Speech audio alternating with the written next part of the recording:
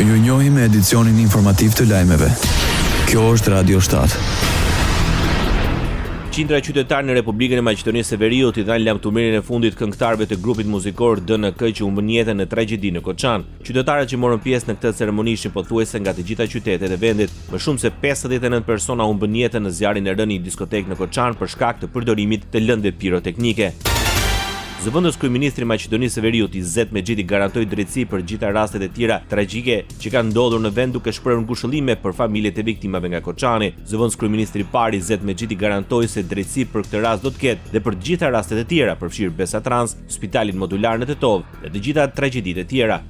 Lufta jon për një Maqedoni më të mirë do të ketë kuptim vetëm atëherë kur ata ndaj të cilëve sistemi ka qenë i padrejtë do të ndjejnë se drejtësia nuk është nocion i kapur nga mafia që kontrollon shtetin, siç për fat të keq ka qenë rasti për vite me radhë në të shkuarën dhe se thirrjet e tyre për drejtësi do të hasin në përgjigje dhe reagim, deklaroi zëvendës kryeministri i parë i Republikës Maqedonisë së Veriut Izet Mexhiti. Radio 7, zëri pozitiv i qytetit.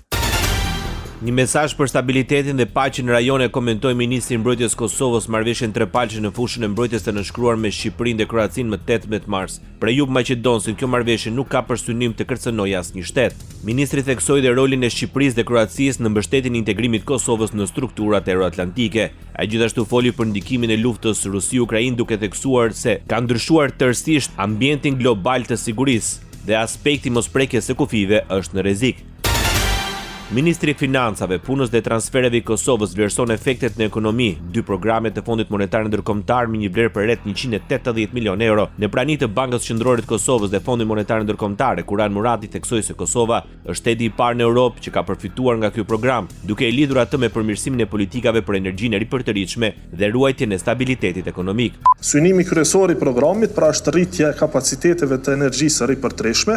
Më konkretisht e kemi pasur tash së fundmi lancimin e ankondit për energji me erë me kapacitet prej 150 MW, por kanë qenë edhe masa të tjera si që janë pra ankondi solar apo përmbyllja e tij prej 100 MW që kishim vitin e kaluar, ligji për energji të ripërtëritshme, mbështetja e investimeve në eficiencë të energjisë përmes izolimit të banesave dhe shumë masa të tjera. Ndërsa guvernatori i Bankës Qendrore të Kosovës, Ahmet Ismaili, listoi disa nga reformat e ndërmarra nga ky institucion. FMN-ja gjithashtu ka njohur për parimin tonë drejt integrimit në zonën e vetme të pagesave të BE-s. Dërgimi i aplikimit paraprak në Komisionin Evropian dhe Këshillin Evropian të pagesave ka shënuar një hap të rëndësishëm në rrugën tonë drejt integrimit në hapësirën ekonomike europiane. Megjithatë, procesi do të varet nga shqyrtimi i kushtetuese i ligjeve që ndikojnë këtë proces dhe që siç dihen janë jashtë fushveprimit të BÇK-s. Kreu i misionit i Fondit Monetar në Kosovë, David Amaglobeli, u ndal tek progresi i konsiderueshëm i arritur gjatë programit duke theksuar rritjen e fortë ekonomike prej 4.1%, më e larta në Europë. Bankat e nivelit të dytë në Shqipëri do të kenë gati për të kryer pagesa në zonën unike të pagesave Eurosepa në tetor 2025. Gjatë një forumi biznesi me dhomën amerikane, guvernatori i Bankës së Shqipërisë Gen Seiko tha se për gjatë vitit të parë të antarësimit aktorët ekonomik në vend do të kursejnë rreth 20 milionë euro si rezultati i uljes së komisioneve. Vlerësojmë se vetëm nga ulja e komisioneve, kryerja e transaksioneve nëpërmjet skemave SEPA do të kursejë agjendën ekonomik rreth 20 milionë euro në vitin e parë, pra që këtë vit.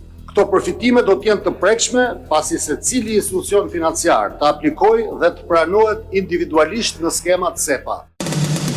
Ndoqët lajmet shkurt në Radio 7, zëri pozitiv i qytetit.